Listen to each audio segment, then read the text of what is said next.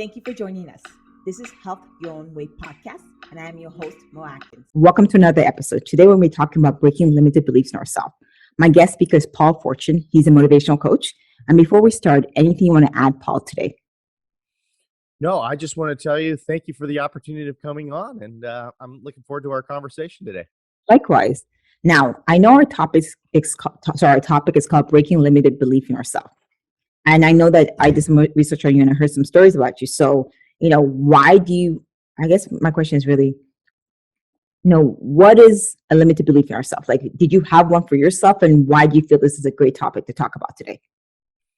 Yeah, absolutely. Yes, I've had limited beliefs all my life. I was born with something called cerebral palsy. And if your viewers don't know what that is, it's lack of oxygen to the brain at labor. And as a result of this lack of oxygen to the brain at labor, it could lead to paralyzation on one side of the body. And this is permanent. It does not go away. So when I was born with this, I wasn't moving the right side of my body very much. And my mother naturally was concerned about it. So she took me to the doctors to get testing done. And after the testing came back, it showed indeed I suffered from cerebral palsy. And the first doctor thought it was so severe that the doctor thought I would never, ever be able to walk. And it would be a good idea when I got to a certain age to get me ready to be in a wheelchair. Well, thank goodness for a great mom. She didn't just go with that diagnosis. I mean, obviously, when she first heard that diagnosis, I mean, she went home and cried and was like, what's my son's life going to be like? She told me this. She goes, the next day when I got you ready to start the day, you looked up at me and if to say, don't let this be my story, Mom. And the mama bear started roaring inside of her, and she was on a mission. And the mission was that she was going to make sure that her son walked. So she got a second opinion, a third opinion, a fourth opinion, a fifth opinion, and finally found a physician willing to help. And with this physician's help and me doing physical therapy 5 to 6 times a week and my mom's unrelentless attitude, I was able to walk at age 3. I don't really remember that, but obviously that's a huge feat when like several other doctors thought that was going to be near impossible thing to do. But I do remember being put into soccer when I was about 5 years old. And at the time, I probably could run about 25 to 50 yards at the max before my leg would give out. So I'm basically standing there where these kids are playing soccer around me. And I remember going to my mom after practice one day and saying, Mom, I don't want to play soccer anymore. I'm basically standing there and I'm really not really playing soccer. And I'll never forget what my mom said to me because I still think about it to this day. She said, Paul, if you don't want to play soccer anymore, that's fine. But you need to honor your commitments. So you need to finish out the soccer season. And if you don't want to play soccer anymore after that, that's your prerogative. And that's exactly what has happened. I'm 41 years old and I've never played soccer in my life since when I was 5 years old. I like that. Yeah. But I got a big break right after the soccer season. I got surgery on my right foot to tighten up the tendon to give me a little bit more spring in my step. And I did not know how big of a game changer this was. I switched schools around this time. And I remember my first day of PE, physical education. We did our stretches, and the teacher says, okay, guys, run a lap. And I'm thinking to myself, here we go again. I'm going to run 25 to 50 yards, and I'm going to have to stop. These kids are going to see this, and they're going to start to tease me. But because of the surgery was different, I remember going past that point where I normally have to stop. And I remember saying to myself, come on, Paul, you got this, buddy. Keep going, keep going, keep going. And I finished the lap with the other kids. On the outside, I kept it cool, but on the inside, I was like, yes, yes, yes. The first time in my life where I just fit in, I didn't stand out like I normally do. And because of the surgery, things did get easier for me, but I would not consider them easy. Unfortunately, my parents got divorced when I was about 12 years old, so I had to switch schools again. And that's a tough age to switch schools. Kids are becoming teenagers, hormonal changes, and most of these kids have been going to school with each other for years and years, and they already have their cliques. So it's just hard breaking in when you're a new kid. Well, I'm a new kid, plus I hold my right arm differently, and I walk with a limp. So when I came into the school, I really couldn't break in. I really couldn't make any friends. I really tried, but it was just very, very tough for me. I was bullied. spit on, teased, tackled, and I came from maybe a generation where you just didn't tattle, you just didn't squeal. I So I understand that just generation. yeah. So I didn't tell anybody this. So I just would bottle it up, and I would have this anger and sadness inside me all this time, and I didn't talk to anybody about this. And still around this time, my mom raised me Catholic, so she wanted me to go to a Catholic high school. So I had to take an assessment test to see where they were going to place me when I got to high school. Well, I must have bombed the test because when I met with the principal and my mom, they said that they were going to put me at the lowest level possible. And the principal doesn't expect much from me. I'm not college material. After one test, this principal says this to me.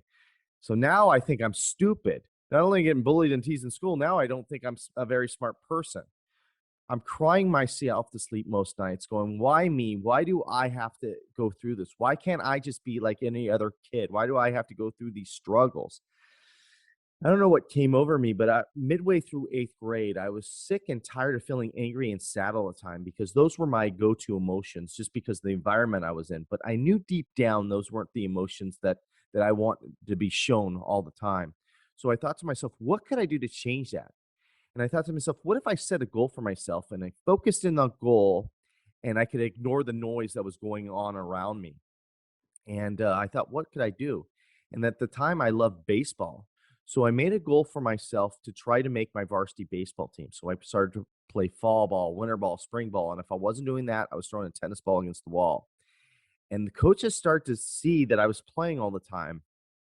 And one coach pulls me aside one day and says, what's your goal with this baseball? And I didn't, because I didn't want to tell anybody that I wanted to make my varsity high school baseball team. And he dragged it out of me. And I said, well, I want to try to make my varsity high school baseball team. And I thought, he was just going to laugh at me or tell me that's impossible. But he paused for a second and he said, that's doable. And I'm like, what? It is? It's doable? He goes, yeah, it's doable. He goes, but you need to have people to keep you accountable for this. And then he goes, and I go, what do you mean? He goes, after practice tomorrow, I want you to go in front of the team and tell your team that this is your goal. And I'm like, no, I don't want to do that. I don't want to do that. They're going to make fun of me. I don't want to do that. He's like, you got to do it. You got to keep yourself accountable. So practice ended. I had to go in front of the team and I told the team my goal.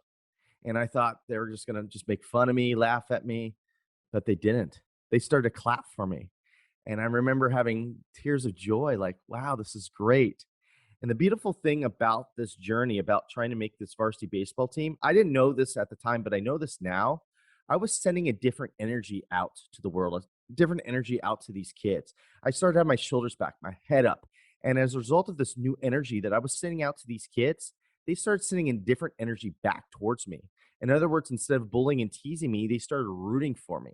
So that alone would be a win, regardless of the making the varsity baseball team or not.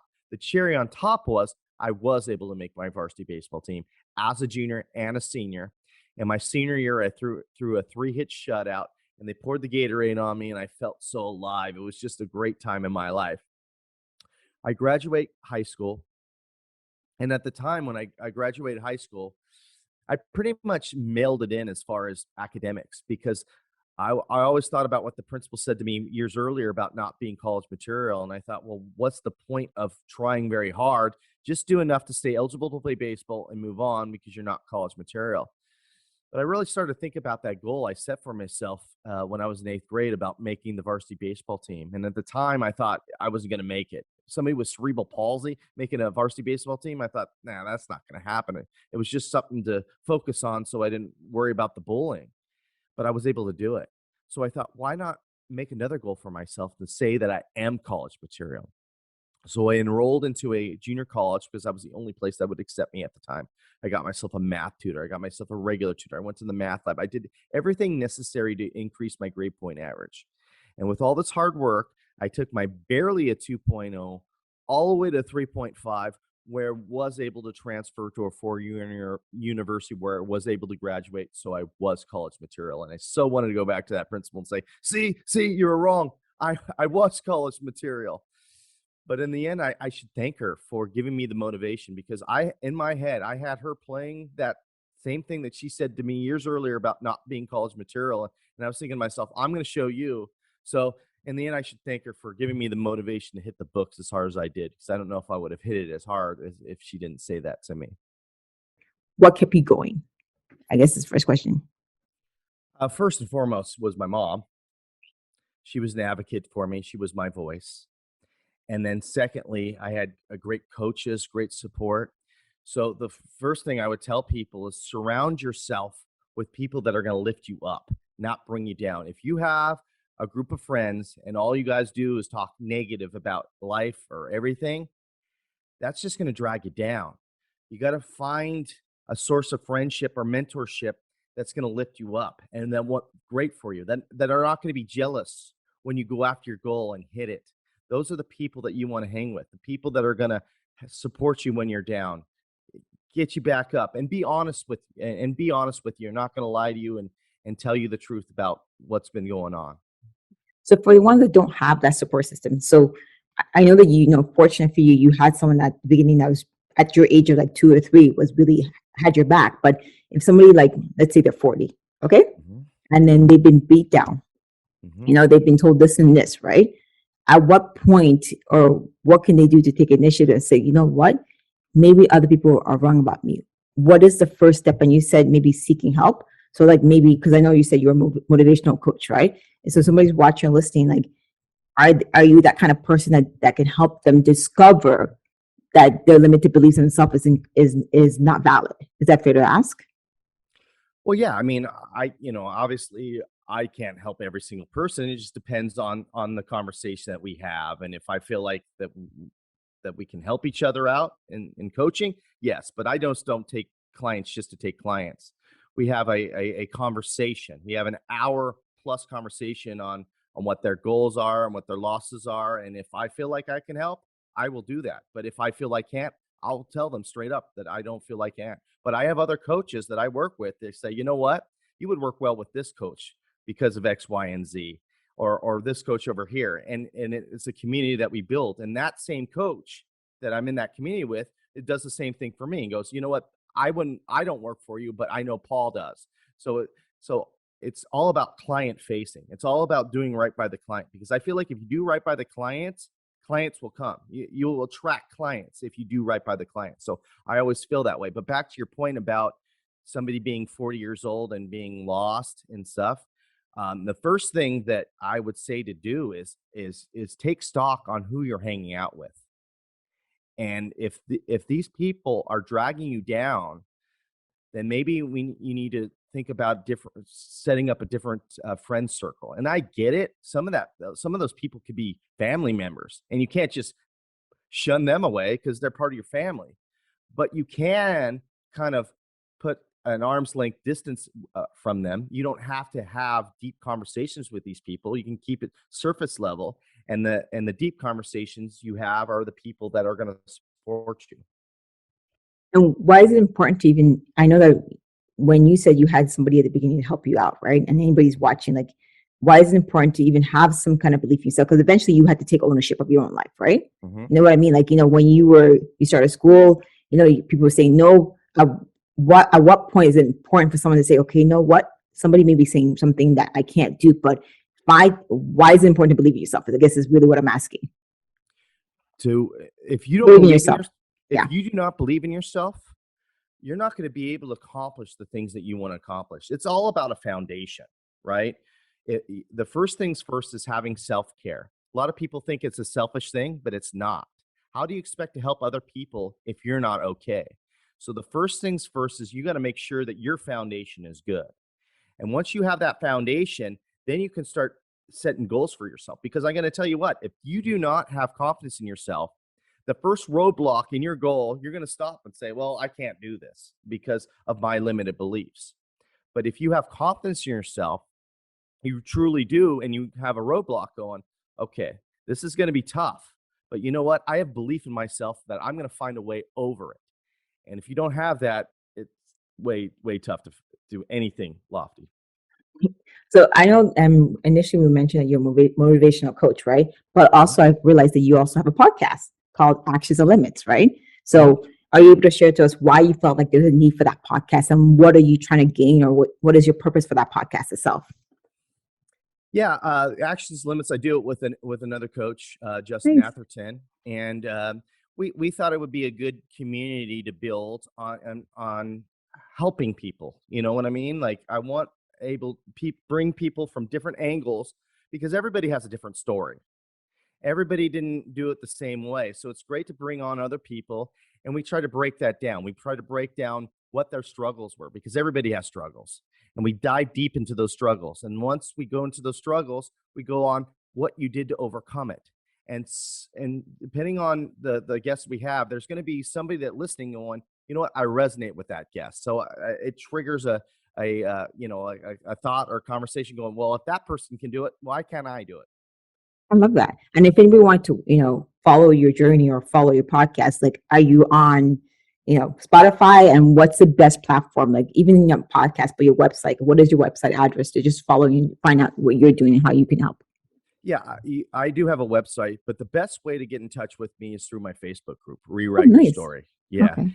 It's a community of people. We all come together all over the world, and it's all about allowing people to tell their stories with no judgment, only support. And we have meetup groups the last Wednesday every month where we come in together. And again, we just come together talking live. And it's, again, that same thing. We talk about what's going on in our lives, wins, losses, support. And we're just there to just support each other and lift each other up. So that's probably the easiest way. Rewrite Your Story Facebook group. And then you can also get on my website, a call to action.coach. And I actually have an ebook on there free on how you can be able to rewrite your own story. I love that. We're going to have your Facebook group name in the video itself as well in the show notes.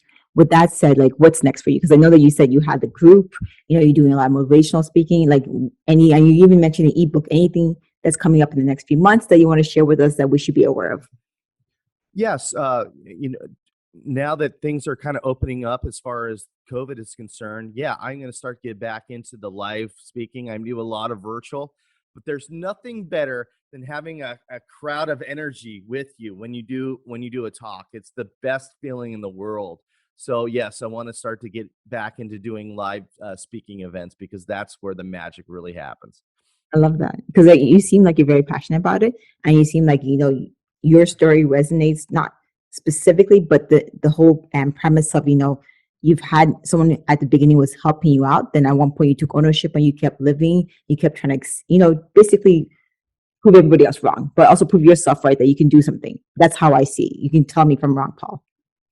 Yeah, absolutely. It's not so much proving somebody else wrong. Yeah, I know I said that about the principal, but it was all about proving myself right. You know what? I had these passions inside of me, and I had these limited beliefs about myself, and I still do. I'm a human being. We all do. But I'm not going to allow these limited beliefs to break down the goals that I want to do. And there's so many people that are going to tell you, no, Paul, you can't do that. Or no, there's going to be some naysayers out there. And it's up to you. Are you going to believe it or not? Are you going to believe what they say? Or are you going to believe in yourself? And I choose to believe in myself. And that's the mantra of my life is I'm going to go after what I want to go after. And I don't care if it's hard. I don't care if it's going to take me years to get. I don't care about all that because I want to go after the things I want to go after. And that's how I want to live my life. I do not want to live my life in regret. I love that. And I want to say thank you for this conversation because I know that, listening to your story gives anybody who's watching or even listening itself is that, okay, you know what? He faced challenges. Somebody helped him at one point, but he took ownership and he basically wanted to prove himself that he can reach any goals or any dreams he wants. And you're still doing that, right, Paul? Like, you're 41. You haven't retired. You're not dead yet, so you're still living and you're still trying to prove. So I wish you all the best of luck in your in your dreams and what you want. And anything else you want to say before I let you go, Paul, today? Yes, I'd like to say this. Every single person in this world has a unique talent, and it's up to us to find out what that unique talent is. And once you find out what that unique talent is, it's up to us to share it with the world to see. I appreciate that. And thank you very much for being part of this platform today, Paul. I appreciate it. I loved our conversation. We're glad to have you join us. Don't forget to subscribe, leave a comment, share with anyone that needs to be empowered and inspired And don't forget to join us next week for the next episode of Health Your Way podcast. Have a good day, you guys.